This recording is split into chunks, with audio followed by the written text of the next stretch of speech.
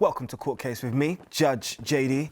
The guys will be given a topic that they have to argue for or against, and then I will make a ruling, because you know sometimes this can get a little bit out of hand. But once you hear the gavel, it's over. So court is in session, all rise. Let's do this, gentlemen, yeah? There's been a lot of hot topics right now in the NBA, so let's stay focused. Because, as we said earlier, offense creates highlights, but defense, of course, wins championships. And when I was thinking about it this year, and I was thinking about some of the things that were created and how beautiful this season could have been, I was actually thinking about maybe there could be a dream trade on here. And I'm thinking about it now, and I'm weighing it up. Kyrie Irving, disgruntled right now in the Brooklyn.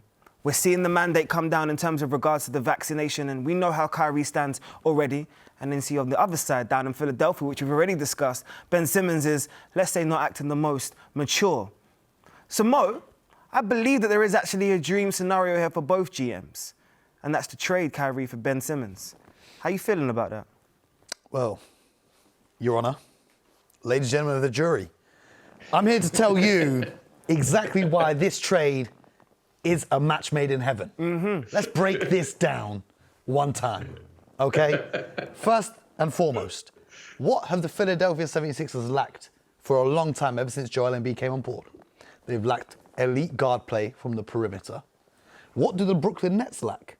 They lack elite defense. This trade solves both of those problems for both teams.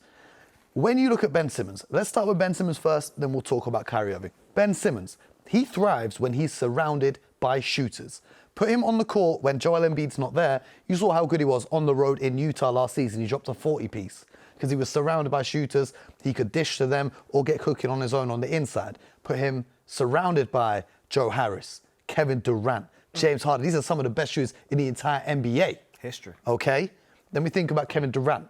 Kevin Durant's won NBA championships. Judge Jaydee, where did Kevin Durant win these championships? Say it again. It was somewhere was it in the Bay Area? It was somewhere really warm down in San Francisco, I believe. But it was with a squad that featured a player who wasn't a strong shooter, but is an excellent playmaker.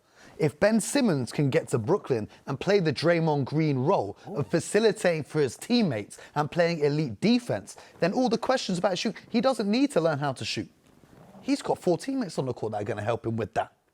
So that's the Ben Simmons side of things. A brief overview. We can go into some more detail if you'd like to, but let's talk about Kyrie Irving for a second This here. is where I'm looking for you to open up. Kyrie Irving can't play basketball for the Brooklyn Nets because of the vaccine laws. He can't play home games, and they said, we want the chemistry to maintain and be clear, so you can't play road games for us either. In Philadelphia, which is only about an hour's drive from New York anyway, he doesn't even have to move house. He can stay right where he is. Oh, you know, yeah, his house is good in Jersey, right? The Uber helicopter, yeah? He could get the Uber XL, business, bougie, yeah? He can go to Philly and he can play with Joel Embiid, which opens up the floor for the big man to dominate on the inside, Kyrie to play on the outside. That guard-big man combo is a recipe for success that's been proven time and time again in the NBA. Tobias Harris will benefit from having a playmaking option like Kyrie, who's also a threat to score himself. And then you're losing Ben Simmons. You think you're losing your best defender. Matisse Thybulle's waiting in the wings to come and carry the shoulders of that defense. Joel Embiid is an elite rim protector. And then we're looking at this whole thing of Kyrie Irving's going to retire if he gets traded from the Brooklyn Nets. Well, here's the thing. Kyrie Irving loves basketball. I think he loves basketball enough to want to continue to compete and play for a championship, because being in Philadelphia, he would have a very good chance at championship. The Philadelphia 76ers were the #1 seed in the East with 2 players that don't fit well together. What happens if they have 2 stars that do fit well together? Ooh. Now, BJ Armstrong, I saw you making a lot of notes during that point, which I respect, because that means you're taking this court session very seriously. But there's very few scenarios in the NBA where you would classify something as a dream trade for both sides. A lot of people are labeling this as a potential dream trade for both sides. But you tell me, what do you think? Well, Judge, I'm here to tell the truth, the whole truth, and nothing but the truth. But help me go. Okay. There is a word in the NBA right now that seems to be the word that precedes every trade. It's called disgruntled. There are so many disgruntled players, in particular star players in the NBA, that now we're just trading one disgruntled player for another. I don't believe this trade has legs, and I'm going to tell you why. One, Kyrie Irving is not going to defer to anyone. He didn't defer to LeBron James. And you can see by looking behind me, the Boston Celtics, who I know Mo, when they had him there, he didn't defer to those guys, Jason Tatum, Jaylen Brown. And now you're going to ask him, okay, to go to Philadelphia and defer to Joel Embiid as possibly the number 2 guy behind him, because Joel Embiid's not deferring as well. I think that would just be a recipe for disaster for Kyrie Irving, for the Philadelphia 76ers, and I don't think this worked. Now, on the other hand, you're talking about Ben Simmons. Steve Nash, as a player who I happen to have played against early in his career, who's coached now last year, I don't think defense suddenly is going to be his forte and it would be the main priority for him as a coach in the NBA. Suddenly now you're going to put a player like Ben Simmons into an offensive system where they're trying to outscore their opponents. Ben Simmons won't even take a 3. And all of a sudden now you're going to take Ben Simmons, plug him into the system with these other players, Kevin Durant and James Harden and the system of Coach Nash, and say, you know what, this is our defensive player. I don't think so. I don't think that's going to work. So I think this is a trade that you're just saying one word. Yeah, it may be disgruntled. That may be true. However, we don't know if it's true or not. But certainly they're not working out in Philly with Ben Simmons. It's not working with Brooklyn. And all of a sudden, you're just going to trade one problem for another. I don't think this works. I don't think Philadelphia is going to do Ben Simmons any favors and trade him down the road, literally an hour away. And I don't think Kyrie Irving is going to go play for, Philadelphia and be the second option on their team. So I just think this is a bad trade. I don't think this happens at all. I think if anything, they probably go out west and probably get their problems as far away as they possibly can if they're going to trade those players. Out west. It's warm out on the West Coast. Listen, with all due respect to the Honourable Mr. Armstrong, let's talk about this from a business perspective now. Let's talk business then. The Brooklyn Nets. Let's get right to the business. Let's get right to it. The Brooklyn Nets are paying 20 to 30 million for a guard that is not playing for them this season. The Philadelphia 76ers are playing max contract money for a player who will not be playing for them this season. They just need to swap players because at the end of the day, Kyrie Irving's contract is up at the end of the year. He can walk away, cut his losses if he doesn't like it in Philadelphia. They're still not liable for the next 4 years of Ben Simmons. And with KD and Harden being older, getting older, more injuries, they can then transition to building their team around Ben Simmons for the future once those guys hang it up. Okay. Let's get right to the business. Why would I trade for a player? Order in my court, please. Thank you, Honourable Mr. BJ Armstrong. We've made a verdict, and I'm going to stick to the original suggestion because there are very few times in the NBA where you could get what we call a dream trade. The contracts match up, the talent matches up, and hopefully this word disgruntled will be taken from our NBA vocabulary.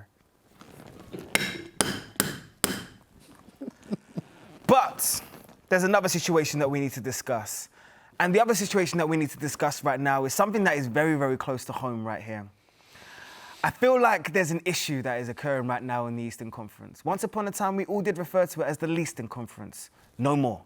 And I'm going to make this very clear to you. Listen to these names. Brooklyn, Milwaukee, top-tier teams. You think about Miami, you think about Atlanta. There's other teams right there as well as Philadelphia that are probably rounding off that top 5. That leaves only 3 spaces left. If I think about the Knicks, if I think about potentially Indiana, Charlotte, and I'm thinking about Chicago as a surprise package this year, and of course, those boys in Toronto are finally home. There's only one thing. Where are the Boston Celtics? And you will hear this statement and you will laugh, but listen very, very carefully, because I actually think Mooncey, and I know you're flinching right now, so don't jump across the table. But I don't see the Boston making the playoffs.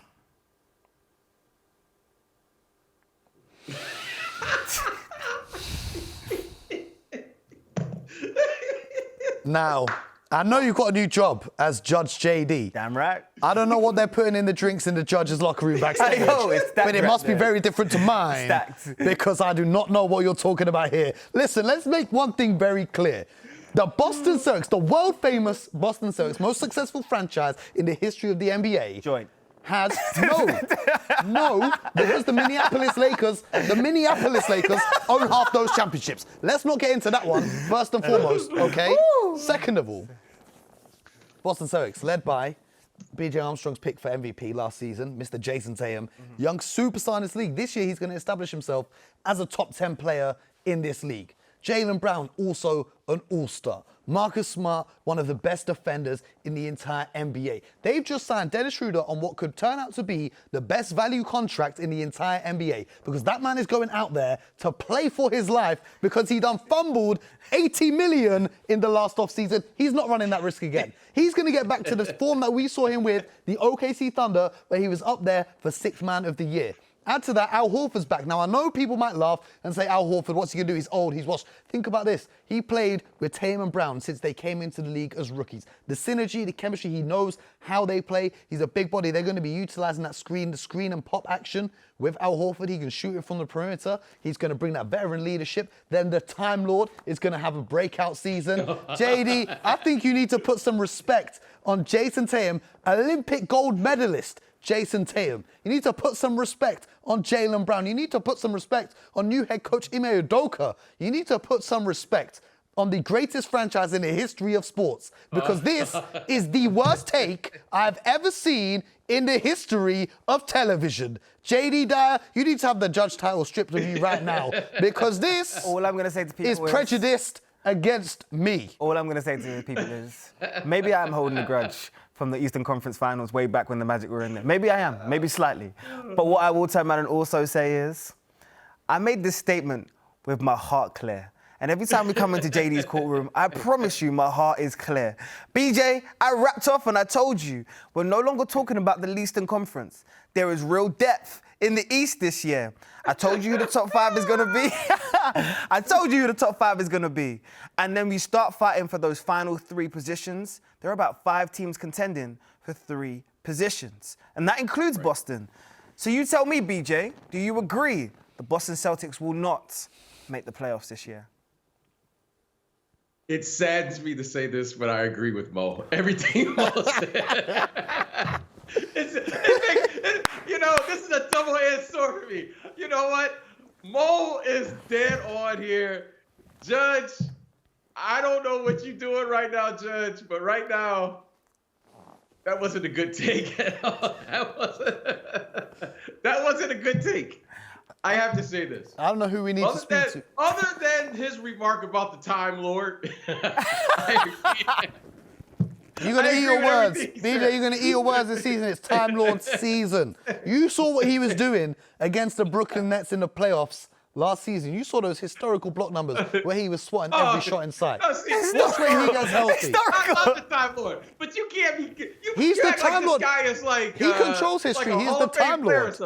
Listen, JD. Talk to me. Who do I need to speak to at the judicial bar? Oh, no. To get this sorted out because this. I'm sorted. I need you to tell me the 5 teams you said are guaranteed to be better than the Celtics. You had Milwaukee, Brooklyn, Philadelphia. Sorry, they finished first last year in the East. Okay, but that's when Ben Simmons was talking to his teammates. ATL, who you've already turned around and said today, you've looked me in my face, you turned around and said today, are certified. And who's the fifth one? I see the Knicks in that contention. The Knicks. They've turned around and proven themselves. The New York Knicks. They've turned around and improving themselves already. The New York Knickerbockers. Have they not turned around?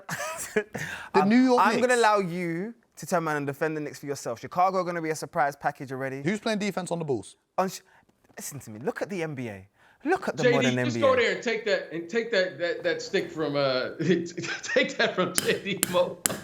And I didn't even mention Miami. Just imagine that. But what I will turn around and say is, I'm a man of the people, so I understand. And I can respect when some people say that I'm wrong. So in this instance, I will reverse my verdict and turn around and say that Boston will make the playoffs. But be cautious. I'll tell you this now. Clip this up and hold this on the timeline because the internet is still undefeated. So when we come round to the playoffs next year, if Boston are not in there, I want this replayed. Do you hear what I'm trying to say to you? but you people have your say. Yeah, say no more. I want JD wearing Court a full green suit is if the Celtics make in the playoffs. session. We'll have a recess right there.